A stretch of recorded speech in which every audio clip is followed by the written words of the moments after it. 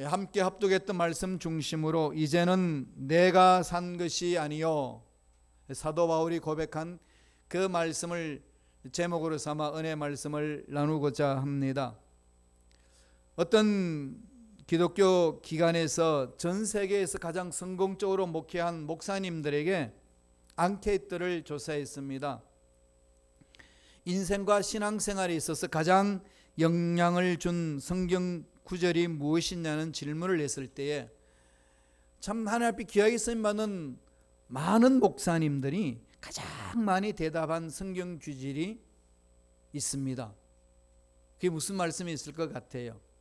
저도 이 말씀을 너무나도 좋아하고 제 인생의 삶의 지표를 삼고 목회의 모든 그 방향과 핵심 사상이 이 말씀에 쓰여 있습니다.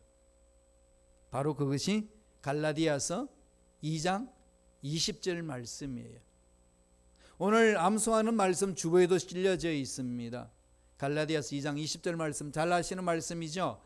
우리 자막을 통해서 한번 같이 엎조려 볼까요? 갈라디아서 2장 20절입니다. 자막이 안 나오죠? 그러면 머릿속에 들어있는 걸 이렇게 엎조리면 되겠죠? 나왔네요. 우리 자막이 좀 늦어요. 기도해 주세요. 빨리 뜰 수 있도록. 다 같이 한번 엎조리겠습니다. 내가 그리스도와 함께 십자가에 못 박혔나니 그런즉 이제는 내가 산 것이 아니요 오직 내 안에 그리스도께서 사신 것이라. 이제 내가 육체 가운데 사는 것은 나를 사랑하사 자기 몸을 버리신 하나님의 아들을 믿는 믿음 안에서 사는 것이라. 짤막한 이 말씀 사도 바울의 고백입니다만 하나님이 사도 바울을 통해서 하나님의 그 마음을 그대로 다 표현해 놓고 우리가 어떻게 신앙생활을 해야 되는 것인가를 방향을 잡아주고 가르치는 말씀입니다. 기독교 공동체의 핵심되는 진리가 다 들어져 있습니다. 하나님 아버지의 무조건 은혜가 이 속에 있고 하나님의 주님의 구속의 은총이 이 속에 있고 성령께서 내주해 주시는 은혜가 있으며 죄사함이 있고 구원이 있고 자유가 있고 내 자신과 세상을 향하여서 이기는 능력이 무엇인지를 이 말씀 속에 담아 놓았습니다. 이 말씀을 묵상하면 묵상할수록 무궁무진한 진리와 그 깊이, 진리의 그 깊이를 체험할 수가 있습니다.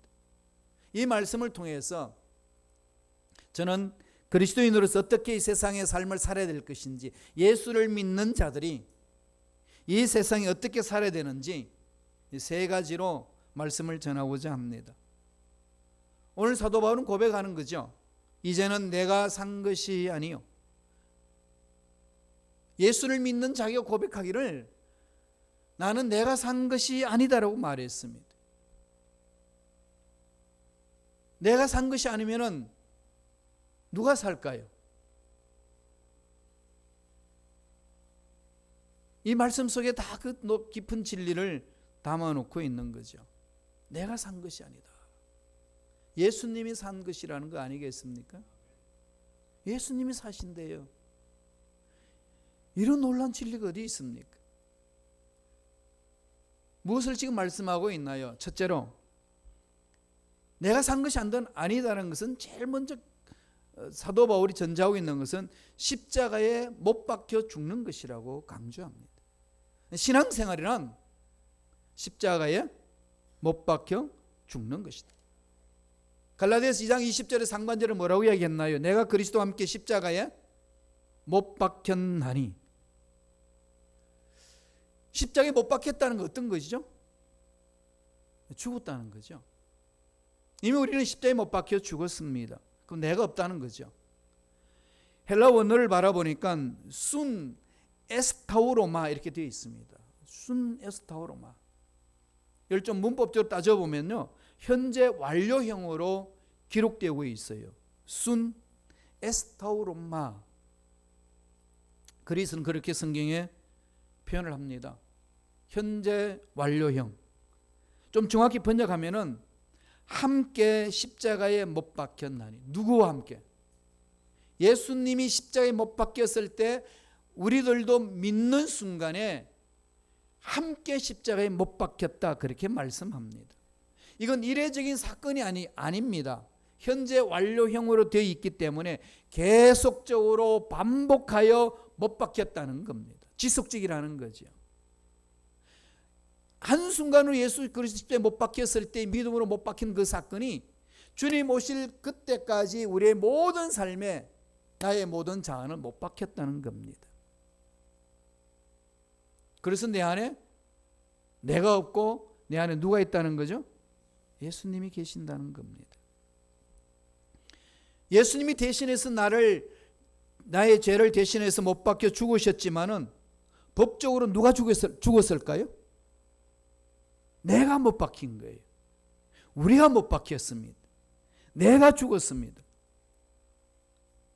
이게 신앙의 첫걸음이라는 거죠. 내가 십자가에 못 박혔나니.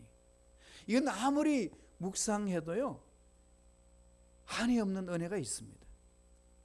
어떤 것이 구체적으로 못 박혔다고 성서는 가르치나요? 갈라디아서 5장 24절을 보세요. 구체적으로 표현하고 있습니다. 갈라디아서 5장 24절에 다 같이 읽습니다. 그리스도 예수의 사람들은 육체와 함께 그 정과 욕심을 십자가에 못 박았느니라. 무엇을 못 박았다는 거죠? 육체와 함께 그 정과 욕심을, 세상에 허황된 욕심들을 다 십자가에 못 박았다라고 표현합니다. 그럼 못 박았으면 죽었다는 거죠. 그럼 그런 것이 내 속에 일어나지 않는다는 겁니다. 그런데 현실은 어떤가요? 일어나지 않나요? 일어나지 않나요? 누구한테 욕소리를 들으면 욕을 해주고 싶은 욕구가 안 일어나요? 시침이 뚝 대고 있지만은 말할 수 없는 것이 일어나죠. 그건 뭘까요? 이미 본질적으로는 못 박혔습니다. 그런데 그 옛 습관들을 마귀가 자꾸 충동질을 해서 못 박히지 않은 것처럼 살도록 우리를 미혹하고 있는 겁니다. 그럴 때마다 외치세요. 나는 십자가의 육체와 함께 그 모든 욕심을 못 박았느니라. 죽었다는 거죠. 더 이어서 6장 14절에 보면은, 갈라디아서 6장 14절에 보면은 이렇게 이야기를 합니다. 한번 읽어보실래요? 6장 14절 읽습니다. 내게는 우리 주 예수 그리스도의 십자가 외에 결코 자랑할 것이 없으니 그리스도로 말미암아 세상이 나를 대하여 십자가에 못 박히고 내가 또한 세상을 대하여 그러하니라. 세상에 대하여 죽었다는 거죠. 십자가에 못 박았다는 것은 내가 죽었다는 걸 말하고 내 정과 욕심을 십자가에 못 박아봤다는 것이고, 또 하나는 세상에 대하여 내가 십자가에 못 박았다, 죽었다 이겁니다. 세상의 욕심, 세상의 욕구, 세상의 쾌락, 이런 것들은 이미 십자가에서 다 청산했다는 겁니다. 그러므로 오늘 우리 찬송가 94장에 있는 그 찬송을 불렀지 않습니까? 주 예수보다 귀한 것은 없네. 스스로 물어보세요. 정말로 나는 내 마음속에 예수보다도 귀한 것이 없다라고 고백한 것만큼 내 마음속에서 그런 것이 일어나고 있는지. 그런 것이 일어나지 않다는 것은 아직까지도 나는 정과 욕심과 세상에 대해서 못 박은 척하지만 못 박지 않았다는 그 말씀입니다. 더 나아가서 로마서 6장 6절에 이렇게 말합니다. 무엇을 못 박았는지 말합니다. 읽어볼래요? 다 같이 읽습니다. 우리가 알거니와 우리의 옛사람이 예수와 함께 십자가에 못 박힌 것은 죄의 몸이 죽어 다시는 우리가 죄에게 종노릇하지 아니하려 함이라. 무엇이 못 박혔죠? 옛사람이 마귀의 종됐던 그것이 이미 십자가에 못 박아버렸습니다. 곧 그것은 마귀의 종이었다가 예수 믿는 순간에 하나님의 자녀가 되었다는 선언입니다. 마귀의 호적에 올라와 있던 나의 호적이 예수 믿는 순간에, 예수님이 십자가에 못 박혀 죽었다는 사실을 믿는 순간에 나의 호적이 하나님 나라의 호적으로 옮겨졌다는 얘기입니다. 순간적으로 변화가 일어났다는 사건입니다. 그러므로 나는 누구죠? 하나님의 자녀라는 겁니다. 하나님 나라에 등록되어 있습니다. 하나님 나라의 시민권입니다. 이 시민권 가진 가진 자들의 특권이 있잖아요. 미국 시민권을 가진 자들은 미국에서 누릴 수 있는 특권을 다 누리지 않나요? 다르죠. 예, 미국 시민권자들은 미국에 들어올 때에 그 검역소에서 관리하는 것, 컨트롤하는 오피스에서는 다르게 대우하잖아요. 그냥 통과합니다. 그냥. 그리고 악한 무리들이 미국 시민을 잡아가지고 납치했으면은 정부는 특수 요원을 보내가지고 그 시민을 구출해냅니다. 물론 강한 나라니까 그럴 수 있겠지. 약한 나라는 할 수는 없지만 강한 나라는 그럽니다. 미국은 강해서 다 합니다. 그래서 영화에도 라이언 일병 구하기, 그 일병 하나 구하려고 특수 요원들이 다 참여해서 목숨까지 버려가면서 그 일병을 구하러 가지 않습니까? 나라에 속한 백성을 버리지 않는다는 거죠. 하나님 나라에 속한 시민, 하나님 나라의 시민권을 가진 자 하나님은 결코 포기하지 않습니다. 그를 품습니다. 끝까지 추적해서 건져냅니다. 그런데 그럼에도 불구하고 우리들은 세상에 대한 욕심, 욕정, 근심, 걱정 다 못 박아버렸다고 성서는 정언하고 있는데 우리들은 자꾸 끌려다니지 않나요? 세상 문제에 어떻게 해야 되나요? 이런 부분들 어떻게 해결해야 되나요? 답은 말씀 안으로 들어와야 되는 겁니다. 로마서 6장 11절에서 답을 주고 있습니다. 다 같이 보실래요? 다 같이 한 목소리 읽습니다. 이와 같이 너희도 너희 자신을 죄에 대하여 죽은 자요 그리스도 예수 안에서 하나님께 대하여는 살아있는 자로 여길지어다. 여길지어다. 나는 하나님의 자녀다 여기라는 겁니다. 죄에서 벗어났다고 여기라는 겁니다. 자꾸 그것을 바라보셔야 돼요. 세상이 끌린다고 끌려가는 그 세상의 욕심, 욕구에 그냥 내 자신을 맡겨버리는 것이 아니라 부정적인 생각이 들어오고 안 된다는 생각이 들을 때마다 그 생각을 던져버리고 하나님이 할 수 있고 너는 하나님 자녀가 되었고 죄에서 벗어났고 하나님이 예배하신 복을 받아 누릴 수 있는 특권이 있다는 말씀을 자꾸 묵상하라는 겁니다. 그래서 우리는 우리 교회에서 매주 성경 한 구절씩 암송하기로 다시금 결정을 내리고 69절에 도전을 하고 있습니다. 연말에 성경 암송대회를 한번 하고자 합니다. 푸짐한 상품을 갖다 놓고 기대해 보시라. 그 말씀을 암송하면은 그 말씀이 내 살이 되고 내 피가 되고 내 삶의 모든 가치 기준이 됩니다. 히브리서 4장 12절에서 말씀하셨듯이 하나님의 말씀은 살아있고 활력이 있고 에너지가 있다고 그랬습니다. 그 말씀이 나를 사로잡으면 죽어가는 영혼들이 살아납니다. 침체되는 영혼들이 일어섭니다. 세상의 돈으로 힘으로 할 수 없는 그것들을 할 수 있는 능력을 부여해 주십니다. 이 교회에서만이 하나님의 말씀을 받는 자만이 체험할 수 있습니다. 변화돼요. 살아납니다. 여러분 잘 아는 이야기 있지 않습니까? 한국 초대교회 때에 그 1900년대에 유명한 부흥사 목사님 있잖아요. 그 목사님 이름 기억하시나요? 김익두. 김익두는 원래 누구죠? 평양에서요. 과거 시험에다가 떨어져 가지고 인생 그냥 막 포기하다시피 살았어요. 그래서 평양이 깡패입니다. 김익두가 나타났다 하면은 다 숨어버려요. 동네 사람들이 장날만 되면 깡패 김익두가 나타나기 때문에 그 김익두를 만나지 않게 빌었다고 그래요. 김익두만 만나지 말게 해달라고. 그런데 그 김익두가요 선교사님으로부터 복음을 전해 듣고 예수를 믿습니다. 예수를 믿고 나서요 이 말씀이 가슴을 찔렀습니다. 내가 그리스도와 함께 십자가에 못 박혔나니 죽었다는 거예요. 그 은혜를 체험했습니다. 그래서 자기가 죽었다는 사실을 만방에다 알렸어요. 김익두가 죽었다 부고장이 날아갔어요. 평양에. 사람들이요 그 부고장을 받아 들고 다 환호했습니다. 그놈 잘 죽었다. 이제 우리 살았다. 그래서 장례식 일절을 정했을 거 아니에요. 장례식 예, 그래서 갔어요. 갔더니 더 놀랐어요. 죽었다는 김육도가 살아있습니다. 난리가 났어요. 그때에 사람들이 막 도망가려고 할 때에 김육도가 일어나가지고 외칩니다. 여러분, 그 자리에 다 앉아 계십시오. 그 큰 목소리를 하니까 꼼짝 못하고 그냥 앉아 있습니다.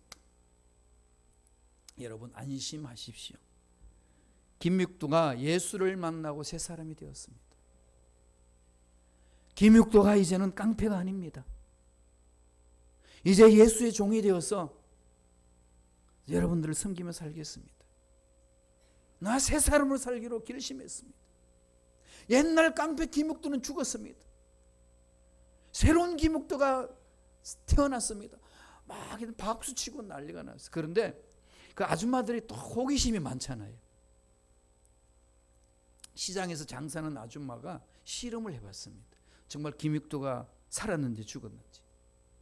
길 가는데 큰 바가지에 물을 가득 담아가지고 막 김육도 뒤따라가가지고 물을 가득 부어버렸어요. 막 뒤집어 썼습니다. 그래서 김육도가 돌아보면서 그랬어요. 사람들이 다 볼 거 아니에요. 외칩니다. 김육도가 옛날 김육도가 살아 있었으면 오늘이 당신의 제삿날이 됐을 겁니다. 나는 이제 예수를 인해 죽었습니다. 그리고 툴툴툴 틀고 예수를 믿으라고 전도를 했다고 합니다. 그리고 참 위대한 부흥사로 하나님의 귀한 일을 감당했습니다. 바울이 외치는 거죠. 이제는 내가 사는 것이 아니에요. 예수를 만난 자의 고백입니다. 두 번째, 예수를 만나면은 어떤 일이 일어나죠? 예, 그리스도를 주인으로 모십니다. 예수님이 내 인생의 주인이에요. 내 인생에 내가 주인이 아니고 그리스도를 주인으로 모시는 겁니다. 이게 오늘 우리에게 주시는 두 번째 메시지예요. 그리스도를 주인으로 모시는 삶이다. 내 인생의 주인이 내가 아니에요. 이제는 내가 사는 것이 아니요. 바울이 고백한 것은 예수님이 내 인생의 주인입니다. 답답한 문제도 예수님이 주인이시고 예수님이 푸시는 거죠. 저희 집에는 이렇게 아내하고 저하고 이 은행 통장에 한 통장으로 이름이 등록되어 있고 카드도 각자 이렇게 다 주어져 있어요. 그러면 아내는 크레디트 카드로 막 써요. 저도 물론 쓰지만은. 그러면 한 달 후엔 뭐가 돌아오지요? 크레디트 카드를 아내 이름으로 와요. 그럼 아내가 저한테 던집니다. 해결해. 그럼 제가 알았습니다, 마님. 그리고 다 해결해요. 그건 제가 하는 게 아니고 아내가 하는 게 아니고 제가 합니다. 다 해주는 거죠. 그럼 마음 놓고 돈 문제 걱정하지 말고 마님은 사십시오. 제가 후원하겠습니다. 이와 마찬가지로 우리 주님이 이렇게 하십니다. 라고 제가 말씀을 선포하곤 합니다. 예수님이 책임져 주시면 인생의 문제는 그렇게 해결하시는 거죠. 그럼 마음 놓고 살 수 있는 것 아니겠어요? 물론 그렇다고 제 아내가 마음 놓고 돈 쓰는 거 아니에요. 제가 가지고 있는 능력만큼이죠. 그럼 우리 주님은 어떤 분이신가요? 우주 만물을 창조하신 분 아니십니까? 모든 것을 가지고 계신 분 아니십니까? 그분 앞에 우리가 모든 걸 맡기버리면 주인 되신 그분이 다 맡아서 해결해 주시는데 무슨 문제가 생길까요? 내가 예수를 믿었다는 것은 이제는 내가 사는 것이 아니고 예수님이 내 안에 사시는데 예수님이 내 안에 산다는 것은 예수님이 내 인생의 주인이십니다. 그걸 고백하는 거예요.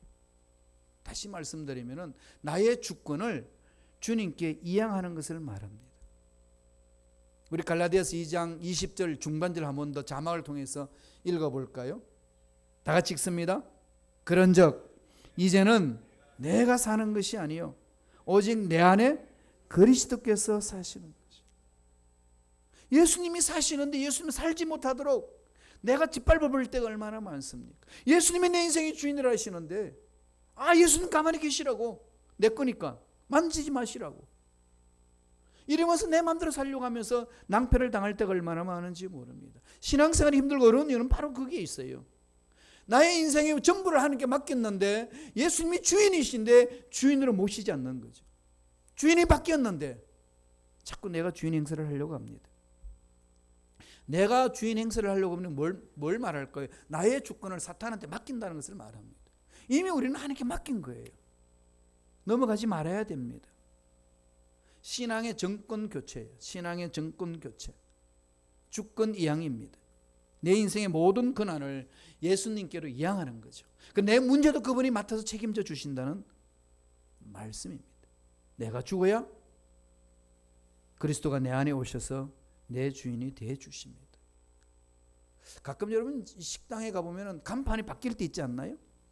간판이 바뀌었다는 건 뭘 말하죠? 주인이 바뀌었다는 거죠. 주인이 바뀌었는데 가보면 메뉴도 바뀌고 음식 맛도 다릅니다. 인터넷도 모두 바꾸고 났습니다. 식당 주인만 바뀌어도 식당이 엄청나게 바뀌어요.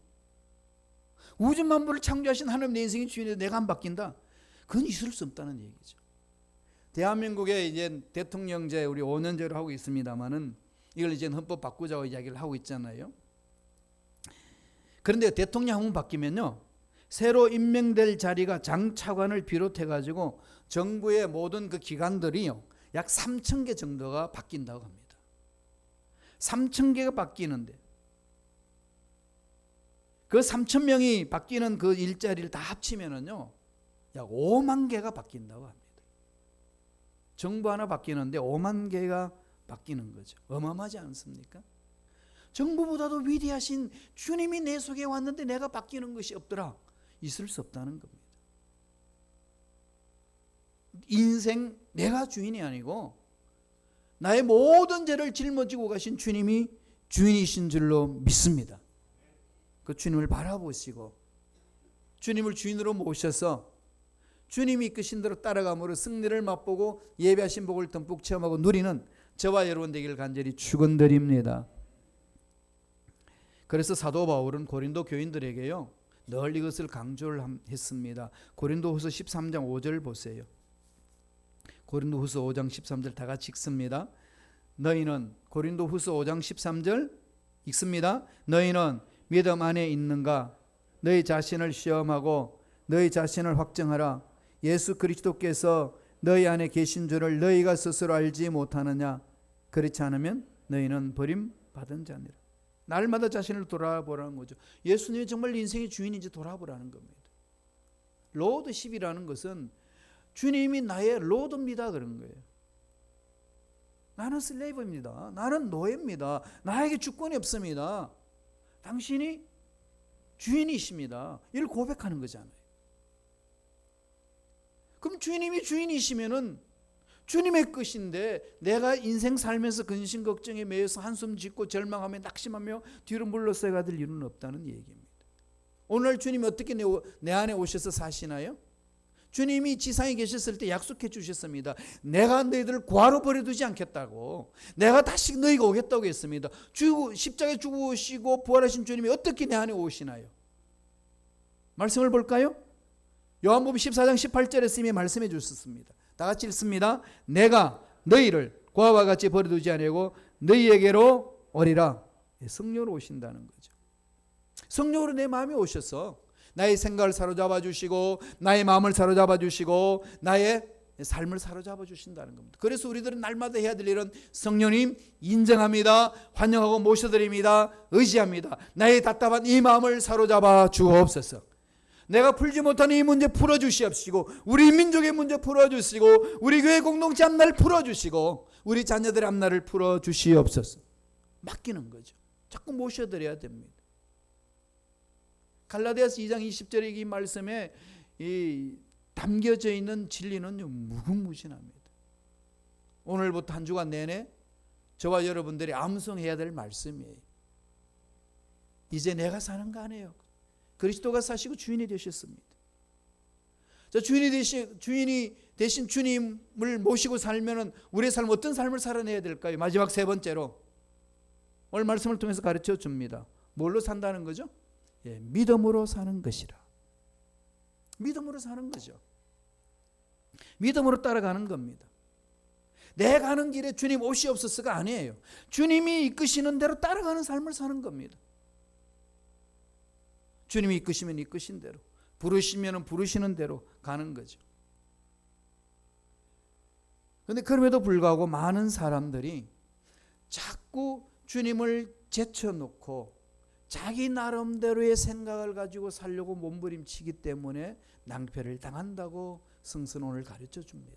신앙생활도 그렇게 하는 사람들이 많이 있습니다. 바울이 분석해 준 말씀을 한번 볼까요? 갈라디아 교인들이 그랬었거든요. 갈라디아서 2장 16절에 있습니다. 다 같이 우리 갈라디아서 2장 16절 읽습니다. 사람이 의롭게 되는 것은 율법의 행위로 말미암음이 아니요 오직 예수 그리스도를 믿음으로 말미암은 줄 알므로 우리도 그리스도 예수를 믿나니 이는 우리가 율법의 행위로서가 아니고 그리스도를 믿음으로써 어렵다함을 얻으려 함이라. 율법의 행위로는 어렵다함을 얻을 육체가 없느니라. 사람이 어렵게 되는 것은 율법의 행위로 말미암이 아니라고 선언하고 있습니다. 어느 누구도 율법의 요구를 응할 수 있는 힘은 아무도 없습니다. 하나님이 주신 율법 선한 겁니다. 선함에도 불구하고 그 율법을 지킬 수 있는 사람이 없다는 것이 문제 아니겠습니까? 주신 율법을 다 지키기만 한다면 우리 하나님 예배하신 복을 받을 수도 있고 우리가 천국으로 갈 수 있어요. 율법 지킬 수만 있다면 가는 겁니다. 그런데 문제는 율법을 지킬 육체가 없다는 겁니다. 아담과 하와 타락하고 난 이후에 모든 그 후손들은 율법을 지킬 수 있는 능력이 없습니다. 그래서 율법을 지켜서 의롭게 되겠다고 외치는 그는 도달할 수가 없습니다. 그래서 하나님이 예수님을 통해서 답을 주셨어요. 로마서 8장에 보면은 그 말씀을 합니다. 율법이 육신으로는 연약해서 할 수가 없지만은 하나님은 하신다는 거죠.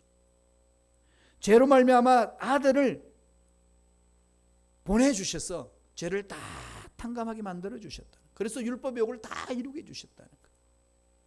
그리고 예수님 십자가에 못 박혀 돌아가시게 하고 부활하시고 성천하신 후에 성령으로 이 자리에 오셨는데 그 성령의 능력의 이끌림을 받아서 우리는 믿게 되게 하고 예수님을 믿음으로 하나님 자녀가 되게 해서 하나님 예배하신 복을 받아 누릴 수 있는 특권을 주셨다는 겁니다. 그래서 그 이유는 우리 삶은 무슨 삶이냐? 예수님을 나의 구세주로 믿고 사는 삶이라고 했습니다. 그럼에도 불구하고 그 당시 갈라디아 교인들은 율법으로 내가 의로워지고 율법으로 하나님이 예비하신 그 복을 받아 누리겠다고 율법을 지키려고 몸부림친 사람들이 많았습니다. 그래서 사도 바울이 외치는 거죠. 하나님이 주신 그 율법 선한 거지만 율법을 지킬 수 있는 능력이 우리에게는 없기 때문에 율법으로 의에 도달할 수 있는 사람은 아무도 없노라고. 하나님의 주신 그 율법을 가지고 의롭게 되겠다 몸부림치는 자들은 하나님의 은혜를 저버린 자라고 그렇게 책망을 했습니다. 갈라디아서 2장 21절에 그 말씀을 하고 있습니다. 다 같이 읽어볼까요? 한 목소리로 합독하십니다. 내가 하나님의 은혜를 피하지 아니하노니 만일 의롭게 되는 것이 율법으로 말미암은 그리스도께서 헛되이 죽으셨느니라. 믿음으로 예수님의 십자가를 믿음으로 우리는 예수님의 그 십자가의 보혈로 우리 죄를 다 덮으시고 의로운 자가 되고 하나님이 우리를 보시고 의롭다고 칭해 주시고 의로운 자가 받을 수 있는 그 복을 허락해 주시겠다고 약속하고 있습니다. 그러므로 우리는 그 믿음으로 나아가는 겁니다. 여러분, 아브라함이 어떻게 해서 믿음의 조상이 되었습니까? 75세 부르심을 받아서 100세 될 때까지 올곧게 하나님의 말씀만 믿고 갔나요? 아닙니다. 많이 넘어졌어요. 많이 넘어졌습니다. 10년 동안 하나님이 약속하신 말씀이 안 이루어지니까 하갈을 취해서 이스마엘을 얻습니다. 애굽에 내려가지 말라고 그랬더니 애굽에 내려가가지고 사라가 너무 예쁘기 때문에 뺏길까 봐 너는 나의 누이라 하라. 그래서 속여서 그 사라 때문에 재산 챙겨서 나온 사람이 아브라함이에요. 그가 어떻게 믿음의 조상이 될 수가 있었나요? 그렇게 넘어지고 엎어지고 그러면서도 하나님이 그에게 말씀을 했을 때에 그 말씀을 포기하지 않고 끝까지 믿고 달려갔습니다. 백세가 되어서 자기 몸에 죽은 것 같음과 살해돼 죽은 것 알고도 믿음이 약하여지지 아니하고 하나님의 약속을 의심치 않고 믿음에 견고하여져서 하나님께 영광을 돌리고 약속하신 것을 능히 이루실 줄을 확신하였으니. 힘들고 어렵고 넘어지고 엎어지고 주저앉으면서도 약속하신 말씀을 저버리지 않고 붙들고 갔다는 얘기입니다. 저와 여러분들이 신앙생활 속에 찾아오는 여러 가지 힘든 일이 있을 때에 뒤로 물러서고 좌절하거나 낙심하지 마시고 약속의 말씀을 붙들고 일어서서 달려갈 때에 하나님이 예배하신 복을 듬뿍 체험하게 해주실 줄로 믿습니다. 우리는 그렇게 믿음으로 가는 겁니다. 2차 대전 때에 런던에 있었던 일입니다. 아버지와 아들이 독일군의 폭격을 받아서 건물 안에 갇혀버렸습니다. 그러고 간신히 빠져나왔는데 아버지는 아들의 손을 잡고 피할 곳을 찾다가 폭탄이 떨어져 있는 큰 구덩이에 떨어졌습니다. 사람 키보다도 큽니다. 턱 떨어졌어요. 그러니까 그게 먼지가 자욱합니다. 보이지가 않습니다. 아버지는 밑으로 떨어져서 그 지하로 날아갈 수 있는 길로 가는데 아들은 그 위에 있습니다. 아버지가 외칩니다. 야, 뛰어내려라. 아빠, 아무것도 안 보여. 그럴 때에 그 굴 속에서 외치는 소리가 있습니다. 야, 나는 네가 다 보인다. 그냥 너는 나만 믿고 뛰어내려. 그냥 그 아버지 말을 믿고 그냥 뛰어내렸습니다. 뛰어내렸더니 아버지가 품에 푹 안고 있습니다. 하나님이 하신 말씀이 바로 이 관계 아니겠습니까? 눈에 보이지 않고 손에 잡힌 것이 없고 귀에 들리는 게 없어도 아버지께서 약속하신 말씀 1.1억도 변함이 없기 때문에 하신 말씀을 믿고 나아갈 때에 하나님이 말씀하셨기 때문에 제가 믿고 갑니다. 그 믿음으로 달려갈 때에 하나님이 예배하신 그 놀라운 복과 은혜를 듬뿍 체험하고 누릴 줄로 믿습니다. 그게 하나님의 은혜 속에 들어가는 삶 아니겠습니까? 믿음으로 사는 삶이란 그럽니다. 바로 우리가 그런 자들입니다. 이제 내가 사는 것이 아니고 내 안에 그리스도께서 사십니다. 그리스도가 주인입니다. 그리고 주님이 말씀하신 말씀에 이해가 되든 이해되지 않든지 간에 하나님이 말씀하셨기 때문에 나는 믿고 갑니다. 이 믿음으로 주님 오실 때까지 승리를 누리며 나누는 저와 여러분 되기를 간절히 축원합니다.